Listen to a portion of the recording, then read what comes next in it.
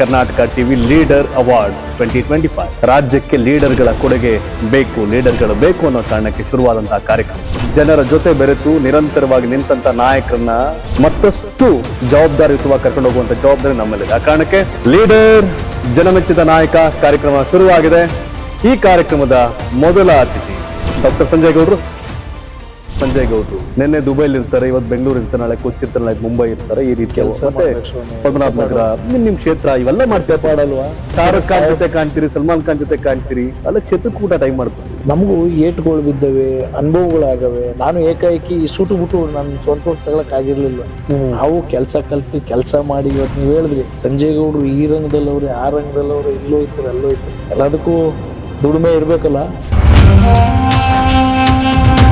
ಡಿ.ಕೆ. ಶಿವಕುಮಾರ್ ಸುತ್ತಲೇ, ಡಿ.ಕೆ. ಶಿವಕುಮಾರ್ ನೆರಳಲ್ಲೇ, ಡಿ.ಕೆ. ಶಿವಕುಮಾರ್ ಶೈಲಿಯಲ್ಲೇ ಅಷ್ಟು ರಾಜಕಾರಣ ಮಾಡ್ತಿದ್ದೀರಿ. ಯಾವಾಗ ಪದ್ಮನಾಭ ನಗರ ಮುಂದಿನ 2028ಕ್ಕೆ ಏನ್ ಕಥೆ? ಪದ್ಮನಾಭ ನಗರದ ಕಾಂಗ್ರೆಸ್ ಅಭ್ಯರ್ಥಿ ಸಂಜಯ್ ಗೌಡ ಅಂತ ನಾಮಿನೇಷನ್ ಮಾಡಿದ ದಿನಾನೇ ಒಂದು ರಿಸಲ್ಟ್ ಜನಕ್ಕೆ ಗೊತ್ತಾಗಂಗೆ ನಾನು ವಿಚಾರ ತಿಳಿಸ್ತೀನಿ. ರಾಜಕಾರಣ ಅನ್ನೋದು ಯಾರಪ್ಪನ ಮನೆ ಸ್ವತ್ತಲ್ಲ. MLA ಮಗ MLA ಆಗ್ಬೇಕು, ಮಂತ್ರಿ ಮಗ ಮಂತ್ರಿ ಆಗ್ಬೇಕು, MP ಮಗ MP ಇದಲ್ಲ. ಊರು ಉದ್ಧಾರ ಮಾಡ್ತೀನಿ, ಜನಸೇವೆ ಮಾಡ್ತೀನಿ ಅಂತ ಯಾರು ಬೇಕಾದ್ರೂ ಕೂಡ ರಾಜಕಾರಣಕ್ಕೆ ಬರ್ಬೋದು. ಅವ್ರಿಗೆ ಅವಕಾಶ ಸಿಗ್ಬೇಕು ಅನ್ನೋದು ನನ್ನ ಉದ್ದೇಶ. ನೋಡಿ ಸ್ವಾಮಿ, ಯಾರು ನೀನ್ ಬೆಳಿ, ನೀನ್ ಸ್ಟಾರ್ ಆಗು, ನೀನ್ ಹೀರೋ ಆಗು, ನೀನ್ MLA ಆಗು, MP ಆಗು ಅಂತ ಯಾರು ಹೇಳಲ್ಲ. ನಿಮ್ಮ ಕೆಲಸ ಮಾತನಾಡ್ಬೇಕು. ಕಾಂಗ್ರೆಸ್ ಸರ್ಕಾರ ಬರುತ್ತೆ ಅಂತ ಹೇಳಿದ್ರೆ ಸರ್ಕಾರ ಬಂತು, ಸಿದ್ದರಾಮಯ್ಯ ಡಿ.ಕೆ. ಶಿವಕುಮಾರ್ ಸಕ್ಸಸ್ ಆಗ್ತಾರೆ, ಜೋಡಕ್ಕೆ ಅವಕಾಶ ಆಗತ್ತೆ. ಸಿದ್ದರಾಮಯ್ಯ ಮುಖ್ಯಮಂತ್ರಿ, ಡಿ.ಕೆ. ಮುಖ್ಯಮಂತ್ರಿ ಆಗೋದು. ಬಟ್ ಯಾಕೆ ಸಂಜಯ್ ಗೌಡ್ರದ್ದು ಯಾಕೇನು ಆಗಲಿಲ್ಲ? ದೇವರು ವರನೂ ಕೊಡ್ತದೆ, ಶಾಪನೂ ಕೊಡ್ತದೆ. ಅವಕಾಶ ಕೊಡ್ಬೇಕಾಗ್ತದಲ್ಲ, ಅವಕಾಶ ಬರ್ತದೆ. ಶುಭ ಗಳಿಗೆ ಬರ್ಬೇಕಾದ್ರೆ ಯಾರು ತಡಿಲಿಕ್ಕೆ ಸಾಧ್ಯ ಇಲ್ಲ. ಆ ಗಳಿಗೆ, ಆ ಮುಹೂರ್ತ ಯಾವ ಕಾಲಕ್ಕೆ ಬರ್ಬೇಕು ಬರ್ತದೆ. D K. Shivakumar before CM after CM.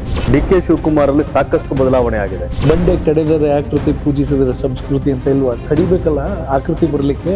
ಈಗ ಮುಖ್ಯಮಂತ್ರಿ ಆದ್ಮೇಲೆ ಆಕೃತಿ ಇದೆಯಲ್ಲ. ಸಾಧ್ಯ ಆಗುತ್ತೆ 28ಕ್ಕೆ ಮತ್ತೆ ಕಾಂಗ್ರೆಸ್ ಅಧಿಕಾರಕ್ಕೆ ಬರ್ತಾರೆ ರಾಜ್ಯದಲ್ಲಿ. ನಾನಿವತ್ತು ಪ್ರಮಾಣ ಮಾಡಿ ಹೇಳ್ತೀನಿ, ಇಲ್ಲ ಚಾಲೆಂಜ್ ಹಾಕಿ ಹೇಳ್ತೀನಿ, ಡಿ.ಕೆ. ಶಿವಕುಮಾರ್ ಅವರು 28ಕ್ಕೆ ಮುಖ್ಯಮಂತ್ರಿ ಆಗ್ತಾರೆ. ಈಸಿನ ಜನಗಳ ವಿಶ್ವಾಸ ತಗೊಂಡು ಮತ್ತೆ ಅಧಿಕಾರಕ್ಕೆ ಬರೋದು ಈಸಿ ಟಾಸ್ಕ್? ಇದು ಈಸಿನಾ ಡಿ.ಕೆ. ಶಿವಕುಮಾರ್ ಅವರು ಮುಖ್ಯಮಂತ್ರಿ ಆಗೋದು ಅಂತ? ಆಗಿಲ್ವಾ?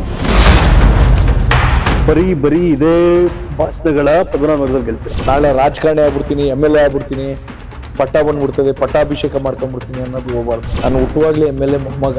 MLA ಅನ್ನೋ ಬೋರ್ಡ್ ನನಗೆ ಬಂದಿದೆ. MLAಗೋಸ್ಕರ ನಾನು ಮಾಡ್ತಿಲ್ಲ, ಜನರಿಗೆ ಸೇವೆ ಮಾಡೋ ಒಂದು ಅವಕಾಶ ಕೇಳ್ತಾ ಇದ್ದೀನಿ. ಬರ್ದಿಟ್ಟು ಹೋಗ್ತೀನಿ ಅಂತ ನಾವು ಬರ್ಸಕ್ಕೆ ಡೈರಿ ರೆಡಿ ಮಾಡಿದ್ದೀನಿ ಅಲ್ಲಿಗ.